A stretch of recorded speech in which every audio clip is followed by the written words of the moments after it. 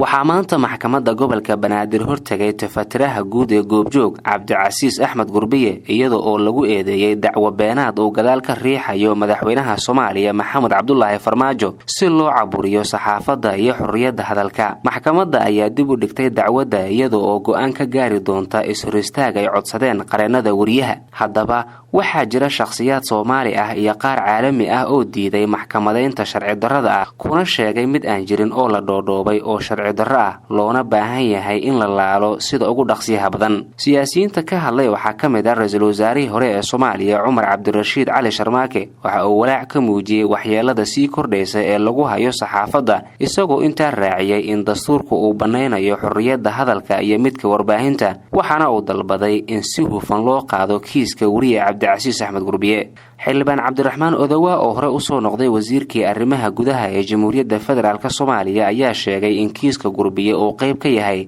kuwa lagu beegsado saxafiyiinta iyo hay'adaha warbaahinta madaxa bannaan iyo weliba cabsi gelin isagoo oo ka dalbaday maxkamadda in cadaalad ay sameyso oo aanay noqon mid ku adeegto laanta fulinta isla markaana si degdeg ah oo shuruud la'aan loo sii daayo wariye Cabdicasiis Gurbiye. wasiirkii hore ee qorsheynta Jubbaland ayaa dhankiisa ka mid ah dadka u ololeynaya in wariye Gurbiye uu helo xorriyad dhameystiran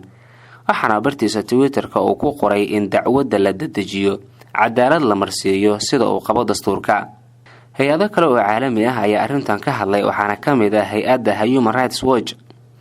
hay-adda u dooda xuquuqda aadanaha ee Human Rights Watch ayaa eedeynta loo haysto tafatiraha goobjoog ugu yeertay mid aan meel haysan taas oo ka hor imaanaysa waajibaadka Soomaaliya ka saaran xeerka caalamiga ah ee ay saxiixday iyo kuwa gudaha iyaga oo xusuusiyay madaxweyne Farmaajo May ballantiisii ahayd in dib u eegis uu ku sameynayo xeerka ciqaabta qaybta saxaafadda iyo inaan saxaafadda loo adeegsan doonin. Human Rights Watch waxa ay qortay in kiiskan ay ahayd in sidan aan loogu sii fogaan balse hadda laga daba tegi karo waxaana maamulka Farmaajo ay ugu baaqeen in wariye Cabdicasiis Gurbiye loo fasaxo inuu wax qoro oo waliba uu dhaliilo madaxda. Lottie Leicht oo ah agaasimaha Human Rights Watch ee Midowga Yurub ayaa eedeymaha loo haysto wariye Cabdicasiis Gurbiye ku sheegtay mid aan waxba ka jirin. dhankooda Winsel Mikhalski oo Human Rights Watch agaasimo uga ah dalka Jarmalka iyo Letitia Bayda oo Geeska Afrika u qaabilsan hay-adda Human Rights Watch ayaa labaduba dalbaday in kiiskan aanu ahayn in heerkan uu soo gaaro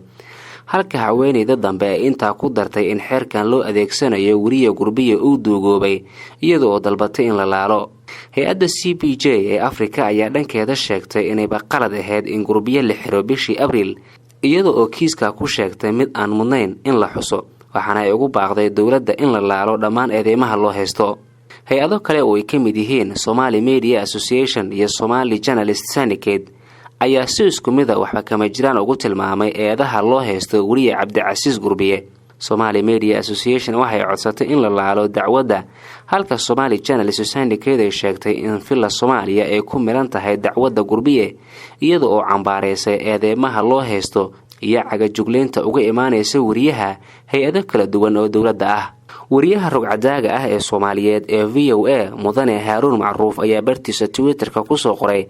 in toddobaadkan ay muhiim tahay in warbaahinta iyo in Cabdicasiis Gurbiye ka soo hor muuqanayo maxkamadda isagoo madaxweynaha xusuusiyay ballanqaadkii May ee ahaa inuu dib u habeynayo xeerka ciqaabta 1964 iyo inuu dhahay saxafi looma isticmaalayo isagoo oo soo qaatay in wariye Maxamed Abuuja oo 2 bil xiran yahay Gurbiyena laga yaabo in la xiro. ugu dambeyntii saxaafadda Soomaaliya guud iyo shakhsiyaad kale oo baraha bulshada caanka ah ayaa wada olole lagu dalbanayo in la laalo dacwadda ay filla Soomaaliya la daba joogto wariye Cabdicasiis Gurbiye iyadoo oo ku sheegtay in lagu beegsanayo xorriyadda hadalka iyo guud ahaan warbaahinta. Jacfar Maxamed Goobjoog, Muqdisho.